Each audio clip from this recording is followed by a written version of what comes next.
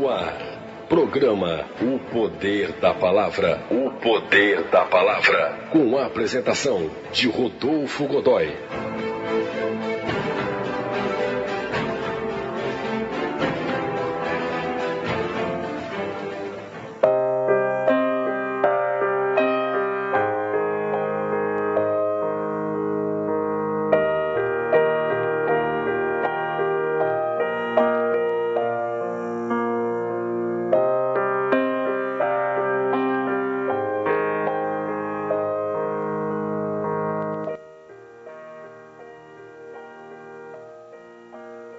Estamos aqui com o Júnior, né? Estamos aqui com o Júnior nessa tarde de domingo e, como eu disse no início do programa, o Júnior sofreu um grave acidente aqui em Moreira César, há um tempo atrás. Ele vai estar falando direitinho a data e tudo mais. Foi muito comentado, em muitas igrejas pediram oração pelo Júnior. O caso era um caso muito grave. O Júnior mostrou as fotos aqui para mim, então realmente é impactante.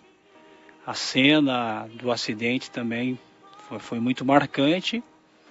E com a graça de Deus, depois de tudo que ele passou, e ele vai estar detalhando isso para nós, realmente hoje ele estar aqui no programa é porque Deus quis. É porque Deus colocou a mão. Então eu queria que você prestasse muita atenção. Nós vivemos num tempo onde a fé ela está em crise, onde o temor a Deus é uma coisa que está sendo questionada pela nossa geração.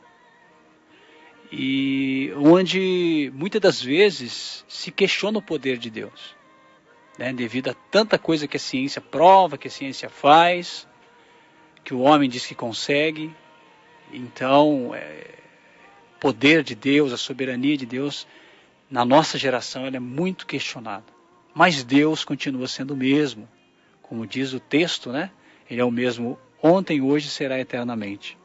E hoje nós trazemos um testemunho de algo assim que realmente Deus colocou a mão, Deus trabalhou, porque para Deus não existe surpresa. Então Deus realmente sabia que o Júnior teria que passar por essa situação. E Deus conduziu tudo para que hoje o Júnior estivesse aqui conosco. Júnior, graça e paz, boa tarde. Nós temos agora essa oportunidade de você estar contando para nós como foi essa experiência terrível que você teve, mas como Deus agiu em tudo isso. Como foi o início de tudo isso? Como é que estava a sua vida com Deus antes do acidente? Como é que você estava caminhando com Deus? Graça e paz, irmãos, novamente. Graça e paz a todos que estão ouvindo a rádio. Bom, eu conheço o Evangelho há 21 anos. Eu até, com 12 anos, eu era coroinha de uma igreja católica. Entendi. Lar São Judas Tadeu, lá em Pinda. E até brincava, né, porque ficava aleluia, irmão, né, sempre as brincadeirinhas de criança, né, Você vê, né, a situação, não entende. E foi quando a gente, né, minha família, a gente estava passando por uma situação difícil, até mesmo financeira, mas financeira não contava muito, era mais a parte mesmo espiritual. A gente já procurava algum tipo de conforto e, sabe, para a alma, e não encontrava, até que, né, amigos da família fizeram um convite para a gente poder ir numa igreja evangélica. Entendi. Aí nós fomos, gostamos, né, do que foi pregado ali no dia.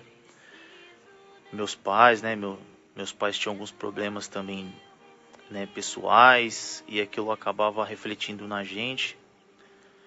Então aquilo lá foi praticamente o pronto-socorro, assim, de imediato, que a gente estava precisando. Entendi. E a partir daquele momento a gente começou a frequentar a igreja evangélica, né, e começamos a adorar o único só Deus, apenas Certo. o único Deus. E começamos a entender ali, né, devagarinho, o porquê da nossa existência, o porquê da gente tá vivo hoje, quem que fez o maior sacrifício por nós, quem Vocês que começaram a merece. aprender sobre o plano de salvação. Sim. Então, só que eu ainda estava na minha praticamente entrando na adolescência, né? Eu comecei a caminhar, né? Ia, né, com alegria, porque eu gostava de participar do culto, de ouvir os louvores, né? Uhum. E nós começamos e ali nós ficamos. Mas na minha adolescência mesmo,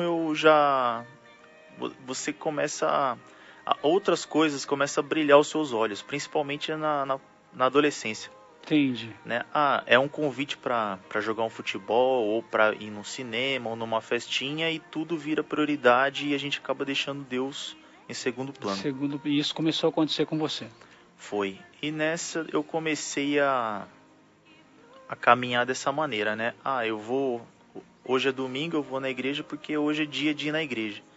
E não pensava mais em ir na igreja para adorar o nome de Deus. E assim foi por muitos anos. Aí em 2002 eu vim para a Igreja Batista aqui em Moreira. Correto.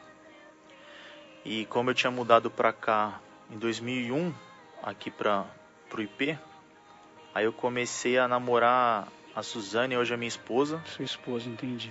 E nós decidimos em comum acordo falar, vamos começar a frequentar a igreja, vamos começar a fazer tudo certinho, porque já começou novamente a me incomodar. Entendi. Né?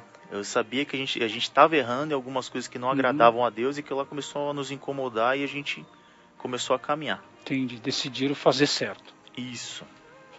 Só que aí, mais uma vez, sempre a gente coloca os nossos planos, né, as nossas vontades, sempre deixa o livre-arbítrio, né? Achando que o livre-arbítrio sempre vai nos conduzir para um caminho que vai ser bom pra gente, só que é bom pra carne, né? Entendi.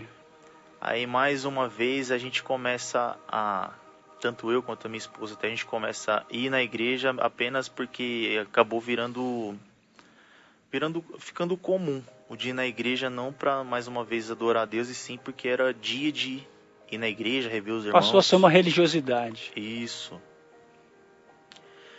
E nessa até que, resumindo bastante, em 2014, né, nós já estávamos casados, né, hoje temos um filho, né, vai fazer 3 anos, mas na época estava com quase 10 meses, 9 meses. E nessas situações de brechas, né, vou, não vou, né, lembra de Deus só na hora que precisa, ou porque quer alguma coisa em troca. Só ia quando dava vontade. Isso. É aquela situação, né, Senhor, eu tô precisando, então, né, me ajuda, né, eu faço isso, né. Até orava na hora. Isso. E nessa acabou acontecendo brechas, né, acabamos dando brechas, né, e infelizmente o diabo entrou dentro do nosso lar e acabou destruindo, né, a nossa família ali. Acabei saindo de casa.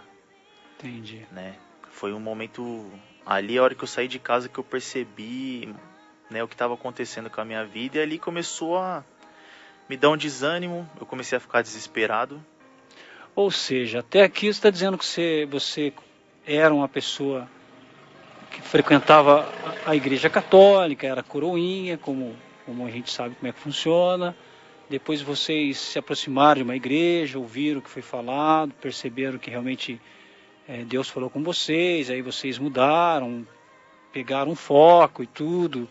Aí o tempo foi passando, aí você conheceu a sua esposa, com esse tempo foi passando, você viu que foi se esfriando, aí conheceu a esposa, aí juntos vocês decidiram fazer tudo certo novamente, mas aí veio o tempo ele pode ser inimigo e amigo, né? Isso mesmo. E aí o tempo foi mais uma vez inimigo, vocês vão mudar lá, agora hoje não vai dar e tal, e de repente vocês estavam na igreja, mas não estavam firmes com Deus. Sim. Uma coisa que hoje, infelizmente, até acontece bastante. A pessoa, ela é religiosa, ela é uma pessoa que vai à igreja, que até trabalha na igreja, mas o coração dela está distante de Deus. Então, vocês estavam nesse ponto aí, até o casamento foi afetado. Isso. Nessa época. Isso mesmo. E a partir daí, você começou a dar desespero. Foi.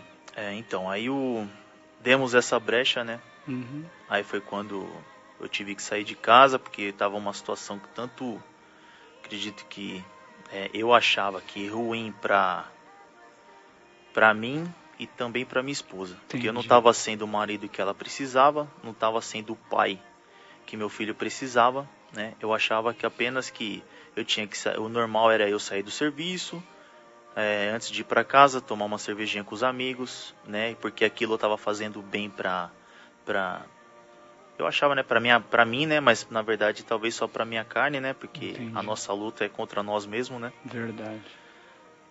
E foi quando eu fui obrigado a sair da minha casa e aí que eu percebi, né, praticamente um dos primeiros planos do diabo para nossa vida, que é destruir, né, roubar, matar e destruir. Roubar, matar e destruir. Mas ali primeiro ele já estava praticamente roubando os meus sonhos, né, com a minha família, né, o meu sonho de ser pai, de ser um pai presente, de ser um pai amigo, de ser um marido, de ser um companheiro para minha esposa. Então já começou ali. E ali eu comecei a ficar desesperado, até mesmo eu ia trabalhar, né, eu ficava, sabe, sem motivação nenhuma para trabalhar, ficava totalmente, sabe, com a mente em outro lugar e na minha profissão, às vezes um desvio ali de atenção pode ser fatal. Verdade. Né? Então, ali eu comecei a pedir para que Deus falasse comigo. E ali foi difícil, irmãos, porque ali parecia que eu estava caminhando no deserto sozinho. Não consegui ouvir direito. Não. Hoje eu vejo que todo o tempo, eu passando por aquele deserto, Deus estava comigo. Uhum. Mas só que ali ele usou do silêncio. E ali eu pedia para Deus falar comigo, para que Deus usasse alguém, né? Para que Deus falasse comigo que nem usou a mula para falar com Balaão. Qualquer maneira, qualquer sinal de fumaça, sabe? Qualquer coisa, falar, Júnior, eu tô aqui com você. Mas você não estava vendo nada disso? Não. Aí foi quando eu decidi me conciliar com a igreja, com o Senhor novamente. Pastor Wellington, mais uma vez, foi um grande amigo, né? Foi um grande conciliador, tanto para mim quanto para minha esposa, nosso relacionamento. Entendi. Mas antes disso, eu tava batendo aquela ansiedade, aquele momento de desespero, porque eu ia para a igreja e Deus não falava, nenhuma palavra era direcionada para mim ou para o que eu estava passando. Os louvores que eram tocados na igreja também, e eu entrava chorando, saía chorando. Tava difícil. Tava difícil. E isso ainda eu não tinha voltado, né, com a minha esposa, né? Entendi. Então, aí eu ligava para os meus pais de madrugada, e pai, meus pais com medo de eu fazer alguma loucura, né? Diretamente todo mundo estava afetado, família. Tava, com certeza. E eu ligava para meus pais, pai, eu não consigo trabalhar, eu tô triste, meu coração tá apertado, né? Hoje eu vejo o que eu tô perdendo. E nessa foi um bom tempo, irmão. Entendi. Foi um bom tempo assim, querendo que Deus falasse comigo ali e nada, só no silêncio. Então foi interessante porque, como é que eu posso dizer? Eu tinha voltado para a igreja, né? Tava ainda caminhando, né? E ali eu tava desesperado. Foi no dia que eu ouvi uma pregação que o pastor Wellington fez no culto, falando do rico e do Lázaro. Entendi. Né? Aí aquela parte que fala que quando o rico, né, ele vai pro inferno e pede para que Lázaro, né, molhe a ponta do dedo para que possa, né, aliviar a sua sede. Aquilo me tocou, porque dali eu percebi que havia um grande abismo entre o céu e o inferno. Entendi. E eu peguei um dia o telefone para ligar para o meu pai, porque os meus pais também estavam caminhando da maneira que eu estava caminhando. E eu sou muito amigo dos meus pais. Meus pais, além de serem meus pais, são meus grandes amigos, né? Amém. Então eu peguei e eu precisava falar com meu pai numa noite de sexta-feira, irmão. Correto. Aí eu precisava, liguei pro meu pai, era em torno de umas 11 horas da noite. E peguei e comecei a falar com meu pai. Pai, né, presta atenção, olha como é que a gente está caminhando, né? Deus vem cuidando da gente, né? Ele só pede que a gente, sabe, ame-o verdadeiramente, adore-o de todo o nosso coração, né?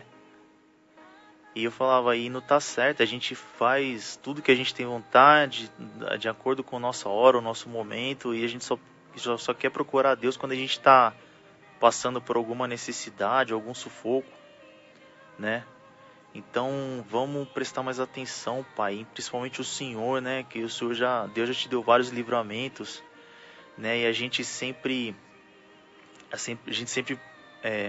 falhando com Deus, Ele cuidando da gente mesmo assim. Então, e uma parte que me chocou muito foi a parte que o rico pede para que ele possa voltar, para ele avisar os parentes dele, né? Que no inferno, né, é difícil a situação lá, né? Não tem o que fazer, né? Só que ali, como é que a gente pode dizer? Não tem como. Quem tá lá não pode sair, assim como quem tá no céu não pode ir pro inferno e vice-versa, né? E quem morreu não vai ressuscitar para avisar como é que é e como não é. E eu falei, pai, se eu morrer amanhã, isso foi um dia antes do meu acidente, eu falei, se eu morrer amanhã, pai, eu não vou conseguir, eu não sei se eu vou ter a salvação. Porque eu já estava continuava caminhando, buscando a Deus de todo o meu coração dessa vez, mas eu não tinha nenhuma confirmação da parte de Deus. Entendi.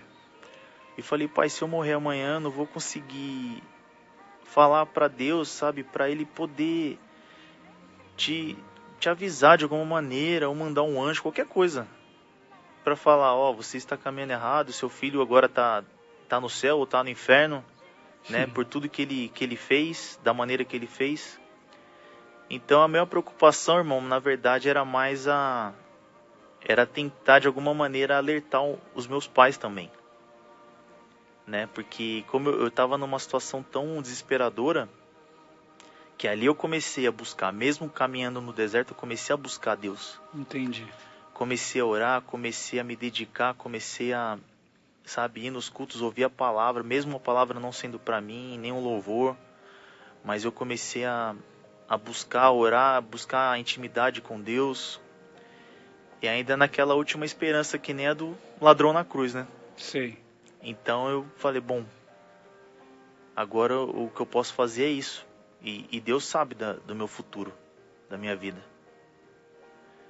Então a gente começou a chorar no telefone, né? Meu pai principalmente começou, acho que, perceber que realmente tanto eu quanto eles, a gente estava falhando com Deus, né? Porque a gente já tinha vindo de São Paulo, passamos situações muito difíceis. A gente veio para Pinda também, as situações continuaram difíceis, mas a gente não parou para pensar em nenhum momento que mesmo essas situações difíceis, Deus estava com a gente. Entendi. Quando a gente achava que não ia ter um pão para comer, né, um prato de comida para almoçar, Deus supria essas necessidades. Providencial. Isso. E ali começou a cair essa ficha. Fala, poxa, a gente vai fazer 20 anos, praticamente 20 anos que a gente está em Pinda. E realmente, com alegrias, com tristezas, com dificuldades, Deus vem sendo fiel com a gente. E ali meu pai percebeu e a gente começou a chorar e desligamos o telefone. Aí no sábado de manhã eu precisava levar o meu notebook para formatar lá no centro. E eu tenho 2 motos.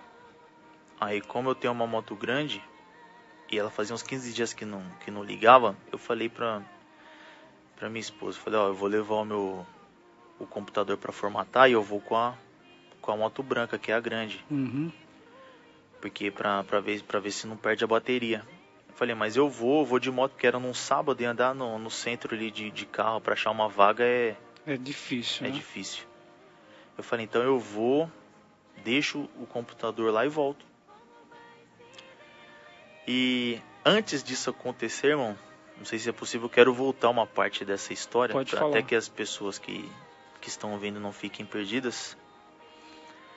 Quando eu estava nesse momento de desespero, sabe? Que nem eu falei, caminhando no deserto, e eu praticamente estava sozinho, porque eu estava sem minha esposa, sem meu filho, né? Eu estava num momento desesperado, que eu queria que Deus falasse comigo, nada. Foi quando uma irmã da igreja do meu pai, a Georgia, Deus usou dela, agradeço até, nossa, eu sempre oro pela vida deles, e agradeço a Deus por ter usado dela naquele dia para poder falar comigo. Entendi. Porque eu pedia, eu não sabia, né, irmão? Até né, hoje eu dou até risada, né, da situação, porque eu não sabia. Quando a gente pede o encontro com Deus, ou pede que Ele venha ao nosso encontro, só que a gente não imagina da maneira que Ele vai vir. Entendi. Então hoje eu sei. Hoje eu peço só para que Deus possa me aconselhar, Ele possa mostrar a palavra, ou falar através do pastor, ou de alguém, de um louvor para mim, mas... Aí que ele venha, você já não tá pedindo mais. Obrigado, Senhor, agradeço. Tá, tô satisfeito. E eu tava tão desesperado que eu falava, Senhor, vem ao meu encontro. Eu preciso que o Senhor venha ao meu encontro, porque eu tava tão desesperado que eu achava que se eu morresse aquele dia que eu ia pro inferno. Isso foi uns 15 dias antes do acidente. Essa irmã tava na casa dos meus pais, e ela ficou muito incomodada, ela queria falar comigo, e eu tinha um compromisso com a minha esposa, e ela queria, falei pra minha mãe, mãe, eu tenho 5 minutos, mas eu tenho e não tenho esses 5 minutos, porque eu tenho um compromisso marcado e eu tô atrasado. Ela falou, não, vai ser rápido.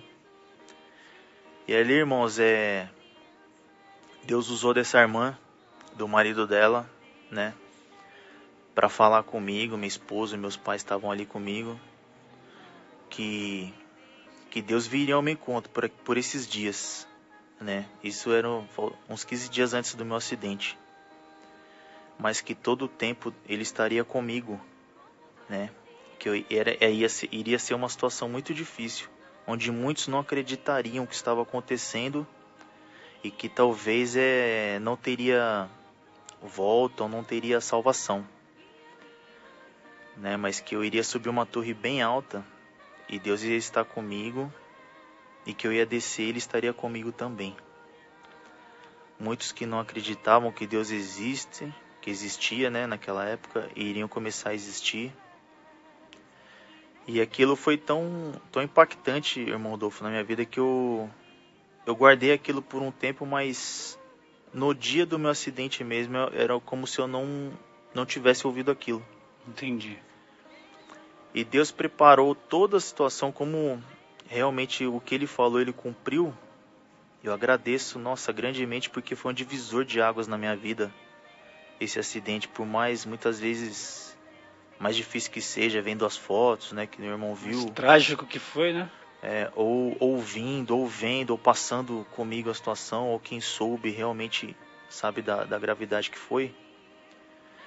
Que no dia do acidente, a minha esposa, ela queria ir comigo, né?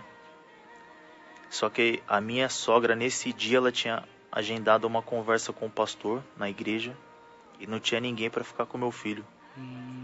Então eu falei, como não tem ninguém para ficar, eu tenho um carro também, mas eu falei, não, mas eu vou de moto porque estava um dia bonito, né? As condições eram propícias para poder ir de moto, precisava ligar a moto também e queria ser rápido. Mas não é nem questão disso, é que Deus, Ele é tão maravilhoso no seu cuidado conosco, né? Que Ele preparou todo esse dia, essa situação, para que minha esposa estivesse na igreja, falando com o pastor Wellington. A minha esposa não ia poder ir comigo, né? Então eu teria que ficar em casa olhando o nosso filho. Que eu peguei e fui, e ali na rotatória da Nobrecel, eu estava até na mão da direita, né? Eu visualizei o caminhão, que ele estava indo sentido centro também, perto da rotatória da Nobrecel. Mas ele estava bem devagar. É como se ele tivesse praticamente parado, né? Mas ele devia estar uns 20, 30 por hora no máximo. E como ele estava na mão da esquerda, eu achei que ele ia contornar a rotatória ou para voltar para Moreira César, ou para ele entrar ali na Nobrecel. Entendi. E eu continuei na mão da direita, né? Não tava na velocidade da via, continuei na mão da direita. Foi quando, ao começar a contornar a rotatória, aí o caminhão começou a atravessar a pista. E para direita também. Sentido da direita mesmo, como se ele fosse entrar ali numa fazenda que tem ali. Tem a lagoa ali? Uma fazenda mais antes. pra frente. Eu sei. Que fica do lado de um drive-in. Sei. Né? Até as viaturas, às vezes, da rodoviária estadual ficam paradas Sim, ali. sim. E no momento que eu fazia foi subitamente, então foi, do nada. A hora que eu comecei a acessar a rotatória, aí o caminhão começou a atravessar a pista. Aí ele começou a ocupar as duas pistas e não tinha o que fazer.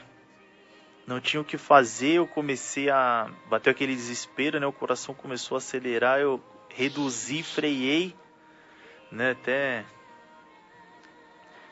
machuquei a mão. Aí eu reduzi, freiei, eu ia dar no meio da carroceria, irmão.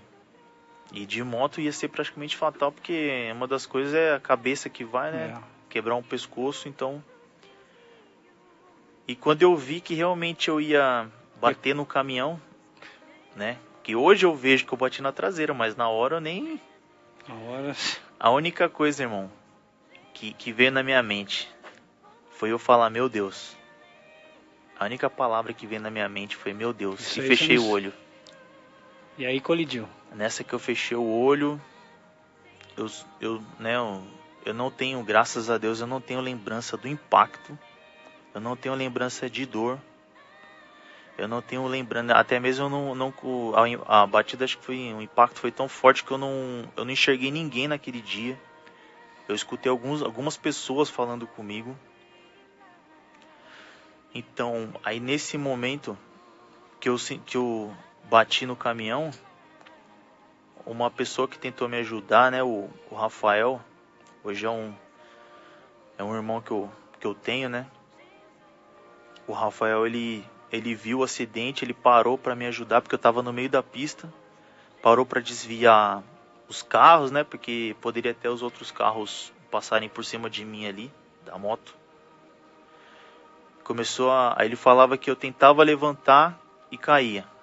Tentava levantar e caía. Nessa eu tentei 3 vezes. No entanto que quem passou lá viu praticamente 3 poças de sangue, né?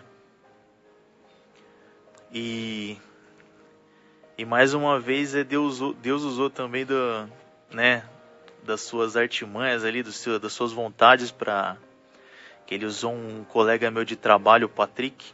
Uhum. O Patrick, ele ia levar uma tia dele nesse dia para Taubaté. E nessa semana ele tinha vendido o carro. E como ele ia para Taubaté, o carro era a placa de Taubaté também, esse carro novo que ele tinha comprado na semana do meu acidente. E ele ia pela estrada do Atanásio. Só que como a placa era de fora... Ali não passa, né? Ele ia ter que pagar. Tem que pagar. Aí ele falou, bom, então como eu troquei o carro essa semana, a placa de fora, eu vou por dentro. E ele passou no local do acidente. Aí ele me reconheceu ali, reconheceu meu capacete. E eu lembro que ele falou comigo, né? Falou, é o Patrick, eu tô aqui com você, tá tudo bem. E eu lembro que eu só falava assim, Patrick, eu não deixo eu morrer, eu não quero morrer.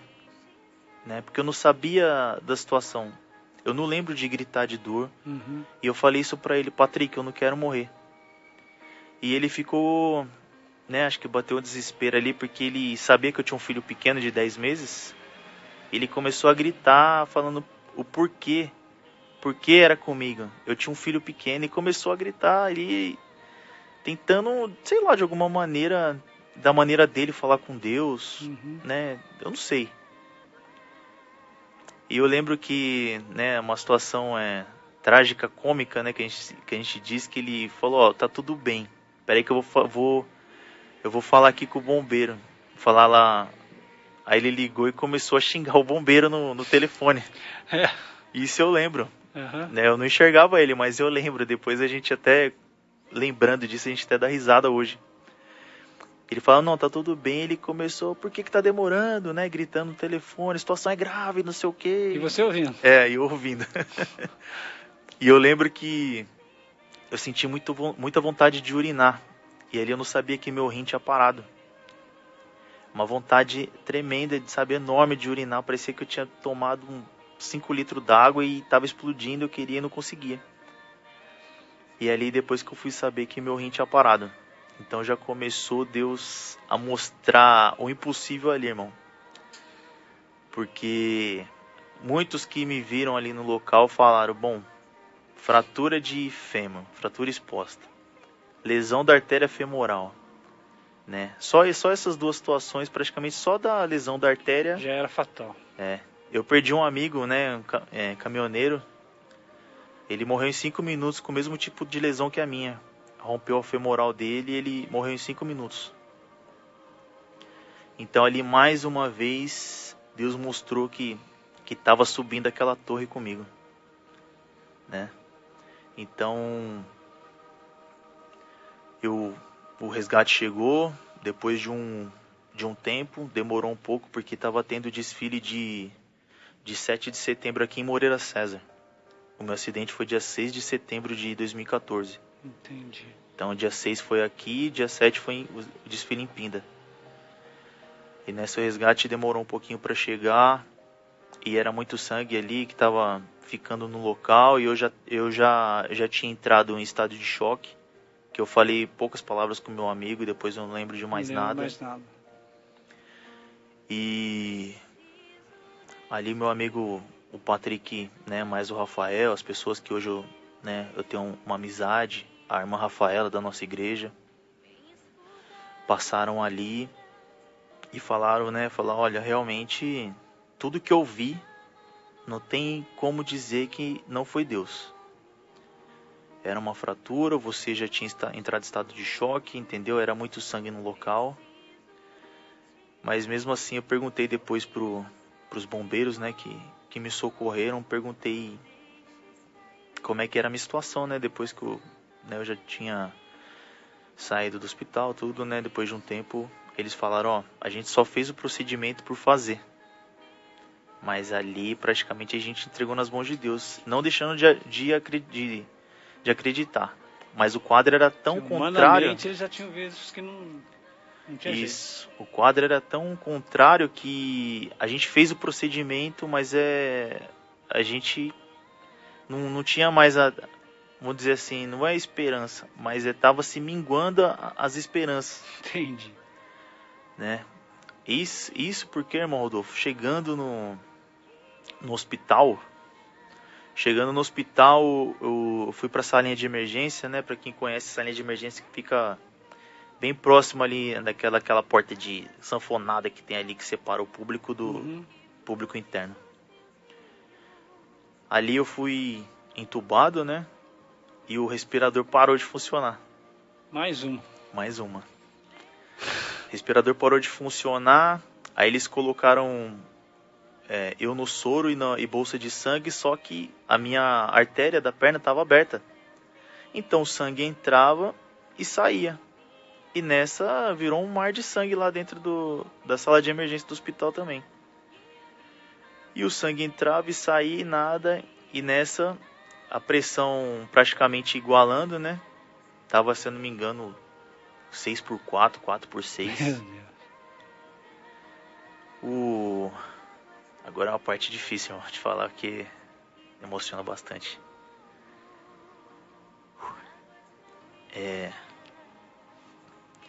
Ali o médico que chegou, ele pegou e falou, olha, ele tem 1% de chance. 1% de chance. 1%. Ele tá com fratura exposta, fratura de fêmur, ele lesionou a artéria, veia, nervo, o rim não está funcionando. A máquina não está funcionando. E eu já tava praticamente em coma, né? Eu já não ouvia mais nada. Meu acidente foi por volta das 11h30, meio-dia. E o médico chegou por volta das 4 horas da tarde no hospital. O respirador parou de funcionar. Aí Aí os médicos chegaram, viram lá, constataram que o respirador estava parado e pediram para que colocasse o outro, né? E aí ele já estava entrando naquela situação da respiração, né? Puxando o fôlego a cada um minuto e pouquinho, porque, né? Ali praticamente os órgãos já vai se enfraquecendo, né? Entendi. Aí a respiração fica por conta do aparelho. Isso. Meus amigos de serviço vendo aquilo ali também começaram a ficar desesperados. Eu não sabia que eu era tão querido, não só no meu serviço, quanto na igreja, pela minha vizinhança, né? Foi levantado um clamor muito lindo que todos falam, tanto os funcionários do hospital, quanto o pessoal da igreja, meus familiares, né? Meus familiares, a maioria é de São Paulo, vieram também nesse dia. Foi levantado um clamor a Deus ali, era a única, na verdade também a única coisa que eu vejo era coisa que devia ser feita ali. Não desmerecendo o trabalho dos médicos, mas ali tinha que começar a pedir para o médico dos médicos, né? E Deus permitiu, irmão, nesse momento que, por volta de umas 4:30 da tarde, que meu pai falasse comigo. E minha esposa falou comigo, eu não escutei, eu não lembro. Ela comenta comigo até hoje a gente eu procuro saber, né? Porque foram dias da minha vida que eu não lembro. Ficou em branco. Isso. E é como se a gente não quisesse resgatar, mas tentasse... É terrível, né? Tentasse começar a montar um quebra-cabeça pra gente poder não se encaixar, mas pra alguma parte da sua vida começar a voltar a fazer sentido. Uhum. E minha esposa falou comigo, né? Os meus pais, né? Meus pais moravam aqui em Moreira também na época. Minha mãe passou pelo local do acidente, começou a ficar desesperada, falou: bom, meu filho morreu. Porque ela viu a cena... Pela cena do acidente. Sangue, né? A minha moto no local. Ela falou, e começou a gritar. E meu pai... Eu sou filho único do meu pai, né? Minha mãe ainda tem mais 2 filhos.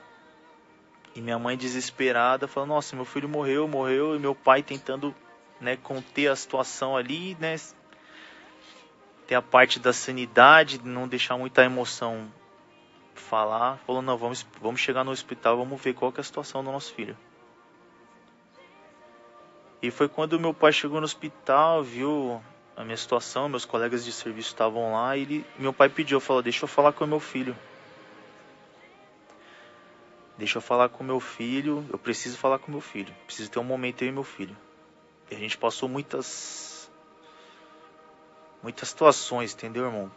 Difíceis, situações na vida, quando a gente veio pra Pinda. Até peço perdão por estar um pouco emotivo aqui.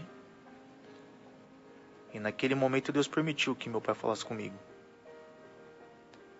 E eu agradeço a Deus porque meu pai pra mim é meu herói. Eu tenho meu pai como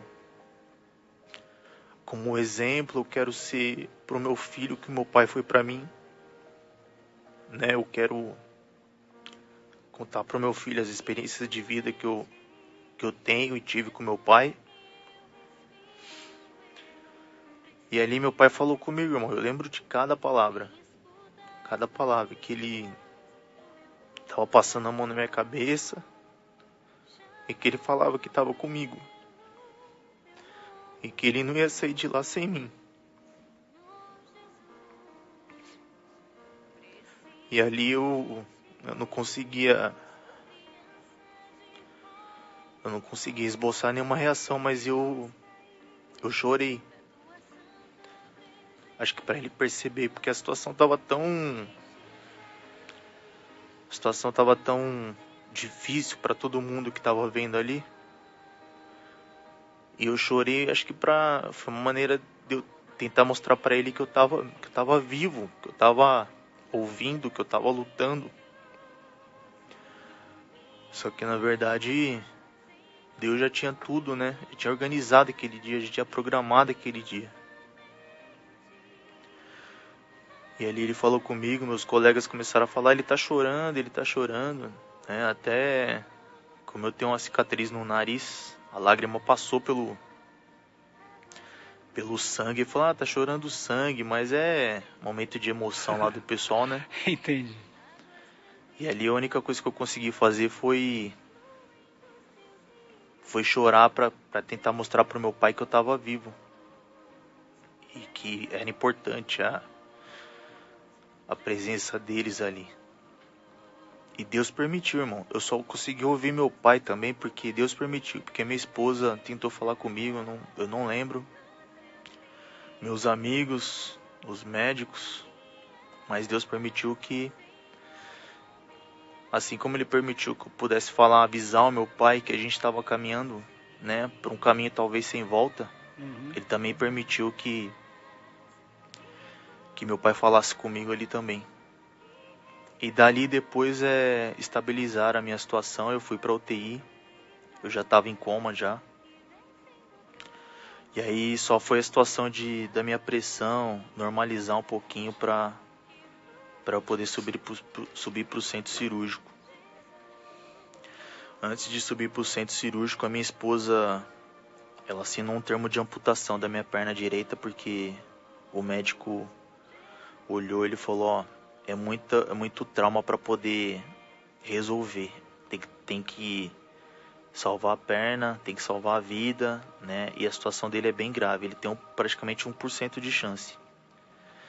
Mas graças a Deus, irmãos, 1% para Deus é o suficiente. E eu subi para o centro cirúrgico praticamente à noite, né? Pelo que meus pais contam, minha esposa, meus amigos. E ali eu fiquei por um bom tempo já, e eles subiram, né, com o termo de amputação assinado. E chegou na hora o médico não amputou, irmãos. Não amputou porque a vontade ali, os planos, né, quem decidia sobre a minha vida ali naquele momento era Deus. Amém. Mas é aquela situação, os ditados populares, né, que Deus usa da sua loucura para confundir a sabedoria dos homens, né? Então, graças a Deus que Deus estava no controle.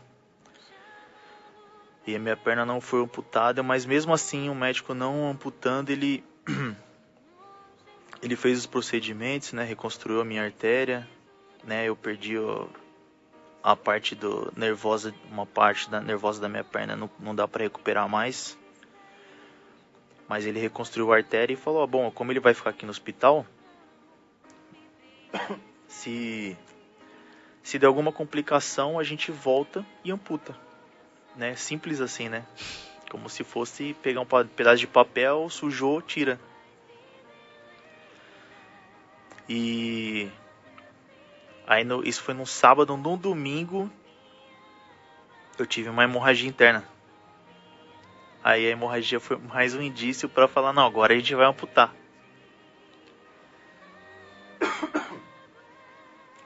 Perdão. Agora a gente vai amputar. Aí, novamente, aí o médico muda de ideia na última hora. Falou, não, vamos tentar outro procedimento. Aí nessa, foram se passando os dias, né? Eu tive que fazer hemodiálise durante 15 dias, porque o meu rim estava parado. Minha mãe contando pra mim que foi até uma alegria quando depois de dias eu urinei 10 ml, porque ali já o rim estava voltando Começou a funcionar. E estava voltando devagarinho a funcionar. Quem me conhecia, me via ali no hospital, falava que era difícil, porque até o pastor Wellington comentou comigo que era difícil ver porque tava muito inchado, ocupava praticamente a cama inteira. E falava, nossa, não é o Júnior que eu conheço, é outra pessoa, mas não é o Júnior. E ali foram se passando os dias, irmãos. E ali foi tendo a melhora do meu rim, né? Depois de 15 dias de UTI, em coma, eu acordei num sábado. E eu, como ali a gente toma muita medicação, né? Eu acordei e queria entender onde que eu tava. Nem sabia que eu tava no hospital. Depois de 15 dias em coma. eu acordei e fiquei quieto, porque eu fiquei com medo de falar alguma coisa, ou perguntar, ou fazer algo. Você não sabia nem onde que estava, né? É, e eu fiquei um pouco com medo da situação, porque quando eu acordei eu tava na UTI, a gente fica de fralda, né, praticamente. E eu tava com uma sonda no nariz, outra sonda no peito, aí tava com... A minha voz eu tava com muita dor na garganta, né, porque eu tava entubado, né, todo esse tempo, esperando por aparelhos. E eu via, sabe, até é engraçado falar, mas eu via a parede se mexer, irmão. Acho que é muita medicação que a gente toma. Uhum. E eu via, sabe, eu cheguei a ver meu pai saindo acho que no momento ali de alucinação. Entendi. Eu cheguei a ver meu pai saindo da parede, indo me visitar. E eu peguei e falei, bom, eu vou ficar quieto, não vou falar nada, porque talvez o que eu falar não vá ser o que eu quero falar. E ali eu fiquei até que a enfermeira veio falar comigo, né, e perguntou se estava tudo bem. Eu só balancei a cabeça, falei que sim, e não perguntei mais nada.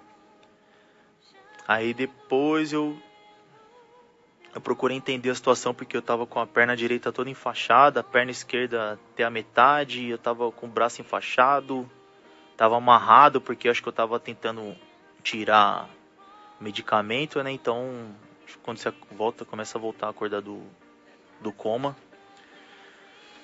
E ali foi quando eu comecei a perguntar o que tinha acontecido. Mesmo assim eu não lembrava, as enfermeiras falaram se sofreu um acidente de moto, tudo, mas eu não lembrava.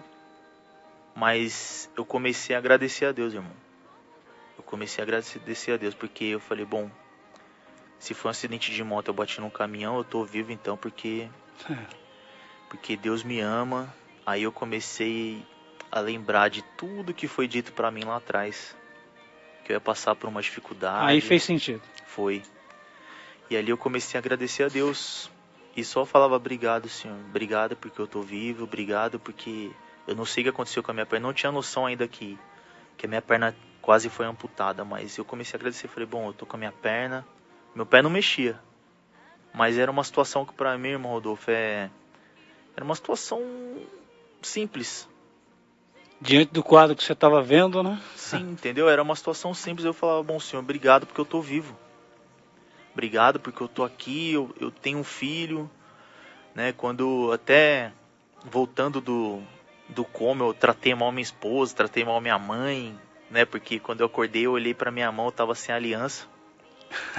Minha esposa foi me visitar e eu tratei mal ela, falei pra ela, bom, acho que eu tô aqui anos, né? E minha esposa me abandonou, seguiu a vida dela, né? Nessa hora você não lembra, né, Só como é que faz bem ter uma aliança, amor, dos laços do matrimônio, né? Até que a morte nos separa. Então eu falei, bom, eu achei que meu filho tinha uns 4 anos de idade, tava chamando gente do céu, chamando o outro de pai já. E quando ela foi me visitar, eu tratei mal ela, minha mãe se produziu toda. Eu falei, vai embora que você tá feia, né? Falei pra minha esposa, segue sua vida, me deixa em paz, só deixa eu ver meu filho. Tava tudo confuso aí, né? Muito, muito confuso. Aí a enfermeira até brigou comigo, a enfermeira da UTI. O que é isso, Luiz? Sua esposa, sua mãe vem aqui, você trata dessa maneira. Aí ela deu uma chamada de atenção ali, aí que ela foi me explicar e eu fui entender. E mesmo assim, né, hoje minha esposa antes ela chorava, mas hoje ela deve chorar de rir, né, dessa situação. E aí foram se passando os dias, né, eu fiquei ainda mais 15 dias no hospital, completando a totalidade de 1 mês. Tive que operar a mão, porque eu quebrei a mão no acidente. A única parte do meu corpo que eu quebrei foi a mão, irmão Rodolfo. Por todo aquele quadro de fratura exposta de fêmur, né, de rim parado, tive paradas cardíacas, né, que eu esqueci de citar aqui, indo para Santa Casa. Então era uma situação totalmente contrária, né, à lesão da artéria. Você chegou a saber, assim, conversando com os médicos, quanto de sangue você perdeu no local, assim, que eles poderiam avaliar, né? É lógico que a quantidade 100% a gente não sabe, mas assim, por cima. Sim, então no hospital, eu ainda no hospital, quando eu tinha ido pra enfermaria, no hospital a moça que levava as bolsas de sangue pra fazer a transfusão ali, ela falava qual era o número daquela bolsa, né? E ali totalizou um total de 17. Eu não sei exatamente quantos ml que tem uma bolsa de sangue. Não sei se é 300, se é 400 ou 500. Mas eu vou fazer para uma média de 400 ml, né? A 17 bolsas dá praticamente aí uns 6 litros, 6 litros e pouquinho, né? Mas eu acredito que ali Deus ele usou de uma situação totalmente adversa, até mesmo porque ali ele precisava que a glória dele fosse exaltada, irmão. Fosse exaltada. Porque no momento tão muito de desespero ali da minha família, né, dos meus familiares, eu agradeço a sabedoria deles naquele momento de poder buscar Deus, confiar em Deus. E foi o que eles fizeram. Foi levantado um clamor lá dentro do hospital, foi levantado um clamor na nossa igreja, na igreja dos meus pais, na primeira igreja onde eu conheci a Cristo, igrejas católicas, né, pessoal de São Paulo, igrejas de São Paulo, do Nordeste. Então eu agradeço porque ali eles puderam buscar quem era necessário buscar, que era o Senhor e Salvador, né? Nosso Senhor Salvador Jesus Cristo, né? A Deus, Ele é o Jeová Rafá, Ele é o que estava ministrando a cura naquele momento. Então, verdade. Depois desse... Como é que é hoje, próximo? Como é que você vai numa igreja, você vai se colocar em oração, você pega a Bíblia para ler, mudou sua visão de Deus, o seu jeito a sua intimidade com Deus? Como é que funciona depois dessa experiência que você contou para nós? Com certeza mudou totalmente, irmão. Foi um divisor de águas para mim. Quando eu saí do hospital, teve um culto do lar em casa, né? Ali ainda não estava podendo ir na igreja, que ainda não tinha forças para ficar em pé, né? Eu tive que reaprender a sentar, a andar, a caminhar, ficar em pé, né? Eu perdi 30 quilos em um mês, né? Meu rim foi voltando devagarinho, então foi um aprendizado. Foi como se eu estava nascendo de novo. Então, foi quando eu senti no meu coração que, quando teve o culto no lar, o pastor Wellington foi, a Raquel, né, os irmãos da igreja, e eu estava muito, muito feliz, porque ali eu tive a resposta que eu estava procurando de Deus. Ali Deus falou comigo. Deus, eu achei que não, mas enquanto eu estava no deserto, Ele estava comigo. Só que ele era o momento dele se calar. E ali era o momento do que? Da minha fé poder confortar o meu coração. E depois que eu tive a ciência de tudo que aconteceu comigo, eu comecei a agradecer e falei, Senhor, se for para... Eu não quero voltar a sentir aquele sentimento ruim que eu tinha de saber que eu posso morrer e não ter a salvação. Que essa é a maior preocupação da minha vida. Então eu falei, Senhor, se for para eu me perder novamente para o mundo, então que o Senhor me leve. Porque hoje, graças a Deus, foi um divisor de águas, irmãos.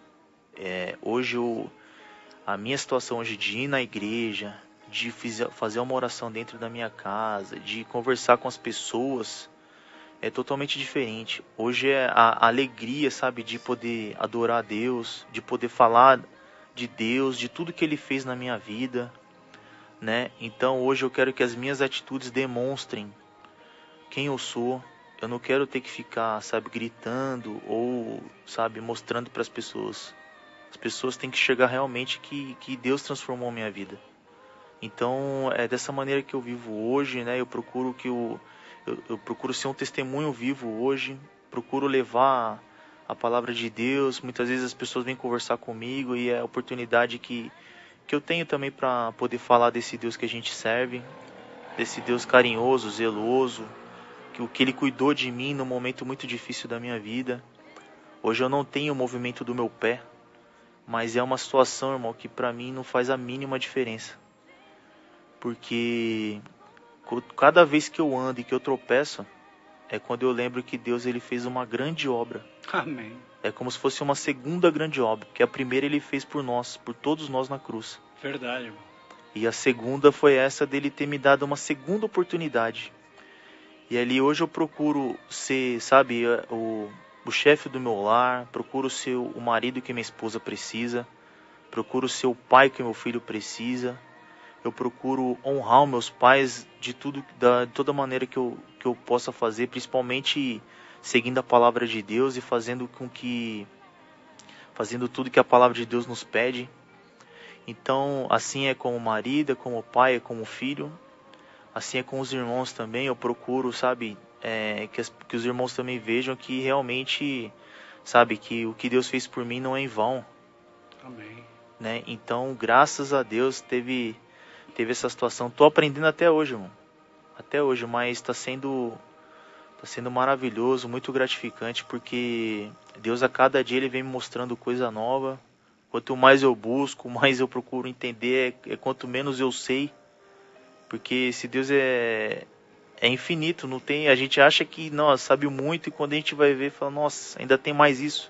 Mas esse, graças a Deus, Ele tem cuidado de mim, da minha família, de todas as minhas necessidades, ansiedades. Hoje eu procuro descansar no Senhor. Amém. Fazer planos é normal do ser humano. Lógico. Mas primeiramente eu procuro, sabe, Senhor, se for da tua vontade que dê certo, que o Senhor vá na frente, que o Senhor conduza todas as coisas. Procuro tampar todas as brechas dentro do meu lar. Sabe, muitas vezes é uma discussão, às vezes principalmente dentro dos casais, né? É uma situaçãozinha que começa, uma faísquinha do nada, e muitas vezes a gente cega ali na situação, não percebe, né? Isso, e aquilo acaba virando um roda-moinho dentro do seu lar, verdade. E quando você vê, você já está no meio dele e não consegue voltar, sair. Então eu procuro, dentro das minhas orações, tampar todas as brechas também, sabe? Procuro sempre deixar que agora o Espírito Santo conduza meus caminhos, sabe? Me diga o que fazer. E a palavra de Deus, né? Nossa, a palavra de Deus, ela, como a gente sabe, ela é viva e eficaz. E a cada dia eu procuro, sabe, seguir o que Deus me pede, o que Deus pede para eu fazer. E ali está sendo um norte para minha vida. Amém. Queridos irmãos, esse depoimento que o nosso irmão Júnior trouxe para nós nessa tarde, na verdade um testemunho, uma história de vida, né? Uma história